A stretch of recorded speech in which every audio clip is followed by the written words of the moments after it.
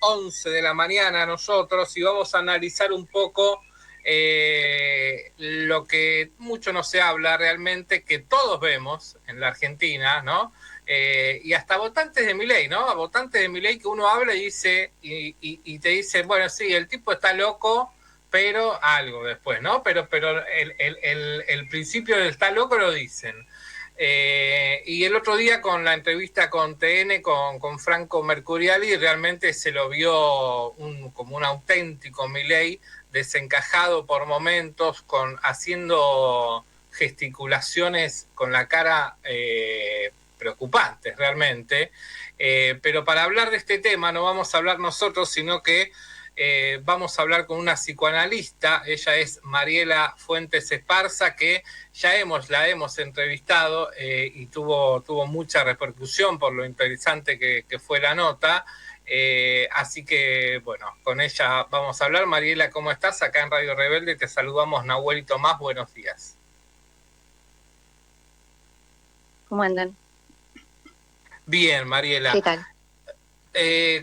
En principio, en Twitter, el otro día, justamente después de la entrevista en TN, vos pusiste que, bueno, que esto ya se pasó de castaño oscuro y describiste la situación como alarmante cuando describiste la entrevista. ¿Por qué escribiste esto?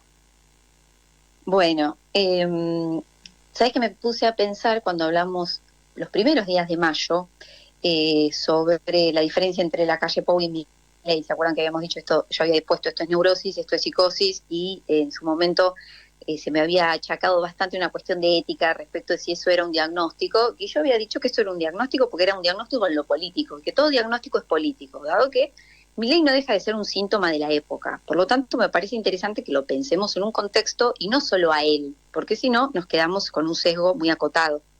Creo que la ética como tal es un hermoso concepto, ¿no? Si sabrá Spinoza de esto, pero que no deja de ser un conjunto de normas, ¿no? Morales, que exigen una conducta en alguien y que la rigen esa conducta. Entonces, algo que buena parte de la sociedad no le pide a Milei, justamente es la ética, y algo de esa moral que sí le pide a Alberto, que sí le pide a Cristina, que sí le pide a un conjunto. Entonces, diría que esa moral que alguien porta es un logro para su vida, porque esa persona tiene establecidos diques, como los que llamamos los psicoanalistas diques de la pulsión, que refieren a una relación al dolor, a la vergüenza, incluso al asco, a la moral y a la compasión.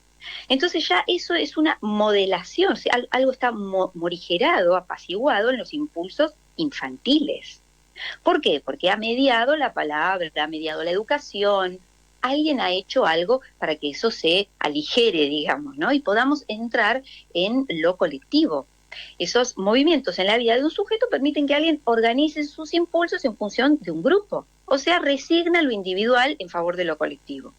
Entonces, como consecuencia de eso, se renuncia a exigencias del narcisismo que están para algo en la infancia, están para algo, defienden esa criatura que forma parte de esto nuevo que está viniendo a la vida, la criatura, el niño, ¿sí? Ahora, cuando eso se modela, se morigera, ese narcisismo le da lugar al ideal. Esto es indispensable para poder hacer una vida social, en sociedad. Eso que llamamos la instalación del ideal es un rasgo simbólico que en principio nos cuesta mucho ubicar en Milei. Ubicamos todo lo otro propio del narcisismo y de lo infantil. Entonces ese pasaje de lo individual a lo plural nos cuesta verlo. Ahora, no podemos decir que nosotros, los que no somos libertarios, por supuesto yo saben que tengo una posición tomada, no tengamos ideales y los liberales libertarios no los tengan, ¿no? Ahora, una cosa es los ideales de el liberalismo y otra es los ideales que abrazan los libertarios, que incluyen el odio e incluyen la eliminación, incluyen la destrucción, algo que no vemos en los ideales de la doctrina liberal. Esto es muy importante porque el odio es una pasión del ser. ¿Cómo puede ser el amor? Pero el odio, enamoramiento, justamente, que es lo que vemos, es una fascinación, una pregnancia, muy difícil de sustraerse de esto. y da mucha consistencia, y uno no duda cuando se siente enamorado, pero tampoco duda cuando siente odio, porque eso toca el ser. El amor tiene otros condimentos. Entonces, en las ideas de la libertad avanza, del libertarismo, son bien distintas a la del liberalismo, porque incluyen eliminar, destruir, matar, aniquilar. Y esto lo vemos tanto en lo que dijo Milei del clavo y el cajón, ¿sí?, como en lo que dijo Petovelo, por ejemplo, de ganamos las elecciones, aguántensela. Acá no hay diálogo. O la chiquita esta que dice, ¿te parece bien que 3.000 personas se queden sin trabajo? Sí, abrazo. ¿Te parece bien? Sí, me parece bien. Es una narrativa que se reproduce y se instala dialécticamente en lo social, porque el poder y esa narrativa es una construcción, es discursiva, incluye a lo económico, por supuesto, pero incluye la época. Entonces, cuando en una sociedad se empieza a sostener un discurso donde cualquiera puede decir lo que quiere, porque no hay consecuencias, irremediablemente va a llegar un momento en que va a venir un orden. Y ese orden va a venir de la mano de un tirano verdadero, pero un tirano verdadero que ni siquiera sabemos si va a ser una persona. En esto también me parece que es interesante pensar. Porque lo que está respaldando hoy esas palabras, que en un niño las respalda el padre, no, eso no se dice, le dice un padre a un niño, no, eso no se dice. Acá están respaldando esas palabras, todo un simbólico colectivo que se está poniendo muy rígido y que está exacerbando la respuesta de justicia por mano propia. Entonces, hay una ilustración que a mí me parece preciosa de Daniel Paz, Rudy, que dice, la crueldad es la jactancia de los fascistas. No nos olvidemos que la jactancia, como la armadura dorada, no es igual por dentro que por fuera, porque la crueldad tiene debajo una desgraciada fragilidad, desgraciada y peligrosa. Efectivamente, los niños son muy crueles. La crueldad de la infancia es algo observable. La crueldad y la tiranía y el capricho, esa molestia que puede poner un niño en esa vehemencia de exigencia sin límites a ser atendido, porque claro, tiene que preservarse. Ahora, esto en un niño está todo bien. ¿Qué pasa cuando un límite es puesto en un niño para controlar lo desenfrenado? Pero ¿qué pasa cuando acá se quiere introducir un límite por la vía de la eliminación? Es otro tipo de límite ese, porque pone en juego otras cosas. Entonces, ese es el texto de La Libertad Avanza. Ese es el texto donde no hay razonamiento, donde todo es limitado y acotado al modo infantil. Es concreto, no es abstracto el pensamiento de Milei, no puede pensar en negociar, no tiene conciencia, no tiene moral, no es consciente de lo que dice, realmente. No puede complejizar una idea, no puede salir de esa dualidad, de esa simetría. El otro es una amenaza, hay que destruirlo. Esto es vivenciado por él. Y por cierto, le produce un orden de sufrimiento, aunque no nos parezca, ¿sí? Entonces este señor está comprometido en eso, de aquello que le pasa. Por eso pone las ilustraciones delirantes de los superhéroes. Y en relación a esto, si tengo tiempo, me gustaría hacer una diferencia, porque hoy por hoy también se lo está estudiando, pensando Milei como un TDAH adulto, no tratado, ¿no? Como se le evalúa su desatención, su hiperactividad inconducente, su impulsividad, ¿no?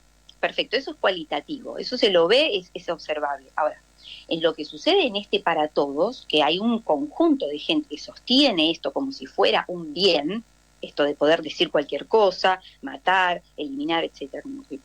Esto es una diferencia fundamental que puede, digamos, poner de un lado una masa, un grupo de gente que se encuentra organizada, y una multitud, que también hay una organización.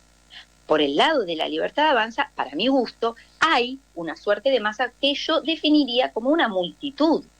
No es una organización al modo de la masa. Y en esto si me permiten, voy a leer unos renglones de Psicología de las Masas y Análisis del Yo de Freud. Fíjense cómo él define esa masa simple no organizada.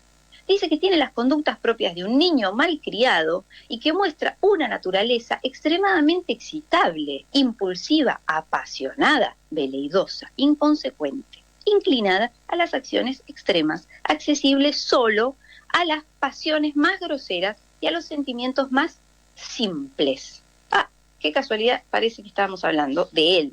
Señala Freud que este tipo de masa ¿m? Es extraordinariamente sugestionable, aturdida en sus reflexiones, violenta en sus juicios, receptiva solo a los razonamientos más elementales e incompletos, frágil de conducir, de amedrentar, sin conciencia de sí, sentimiento de sí, respeto por sí, ni sentimiento de responsabilidad.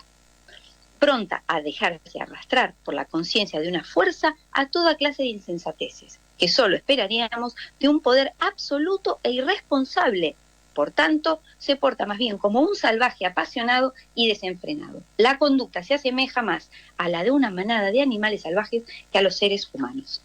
Esto lo dice Freud en 1921, pueden leer en la edición de Amor Ortu, página 81-82.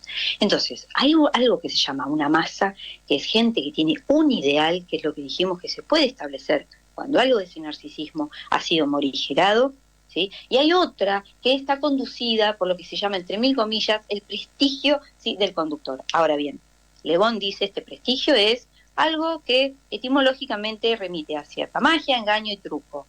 Entonces, están odio enamorados de Milei, a sus ideas de la destrucción, de la exacerbación a nivel social, y esto es de época, porque lo que es cierto a nivel colectivo también lo es a nivel individual. Entonces, esa fascinación produce una alienación que es diferente a la autentificación con la palabra de alguien. Estos ideales no son como los otros ideales, pero son un modo de ideales. Y no hay que perder esto de vista, porque ese odio produce una ilusión de completud y es propio de esta época. Entonces, a mí en este punto, la otra vez habíamos terminado esa charla y yo había dicho, a mí esto me preocupa, porque no estaba esta cuestión de lo social y del para todos, o que estaba cuestionada, o que estaban viniendo a romper con eso.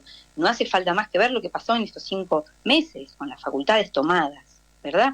Entonces, no me parecería extraño pensar que puede venir un tirano aún peor. Entonces, no seamos niños, no nos comportemos como niños, no hagamos de esto una afrenta sin tomar en consideración que solamente habiendo perdido algo realmente, se puede pensar en una cuestión de espíritu de grupo. Entonces, puede que venga un tirano, que seamos nosotros mismos como sociedad, a tratar de organizar lo que nos parece que es excesivo. Y del otro lado también hay un parecer excesivo a ciertos planteos que vienen a destruir.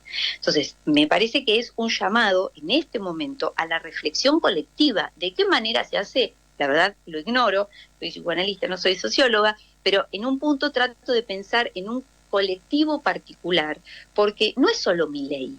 Esto, porque es evidente que está, a todas luces no está bien. Ya todo el mundo lo está diciendo, incluso sus votantes, pero me parece que necesitamos pensar un poquito más allá de eso. Ya no nos está alcanzando, porque de verdad no se está haciendo nada con esto, que cada vez se levanta la vara de lo que se está diciendo, cada vez es más preocupante lo que se... ¿Y cuál es el límite a eso? ¿Nos vamos a agarrar a piñas entre todos? Esto es lo que a mí me preocupa ahora. Hace 5 meses me preocupaba que venían a destruir el para todos.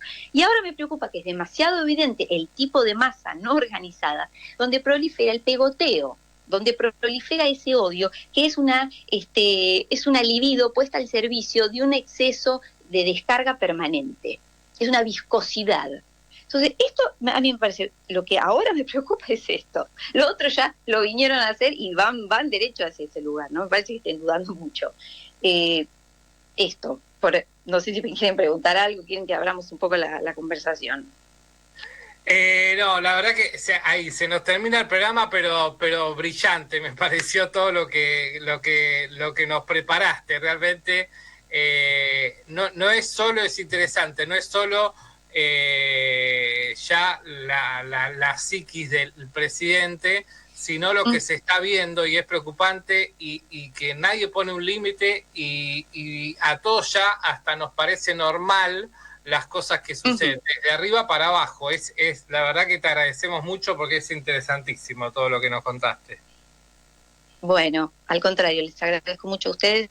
Y sí, no se trata solo del loco, ¿no? Me parece que ahora sí llegó el momento de que empecemos a pensar en el todos, y en qué clase de todos, y qué clase de lógica reúne a ese todos, para dejar de hacer una, no sé, sencilla oposición entre ustedes y nosotros, porque eso no termina bien. De ahí se sale de 2 maneras. a los piedrazos o con un, digamos así, con un chiste. Cuando uno discute con el otro, vos sos vos, soy yo, de ahí se salen de dos maneras. O nos matamos o hacemos un chiste y salimos por arriba del laberinto, ¿viste? No por el laberinto. El laberinto cada vez te mete más adentro. Entonces, me parece que esa es a mi gusto, esa es la apuesta ahora, de ver cómo sociedad hacemos con esto. Mariela, te agradecemos mucho esta entrevista. Bueno, a ustedes. Hasta pronto. Gracias. Abrazo grande. Pasó Mariela Fuentes Esparza, psicoanalista, ella, una profesional, contándonos prácticamente de la salud mental de los argentinos en este momento.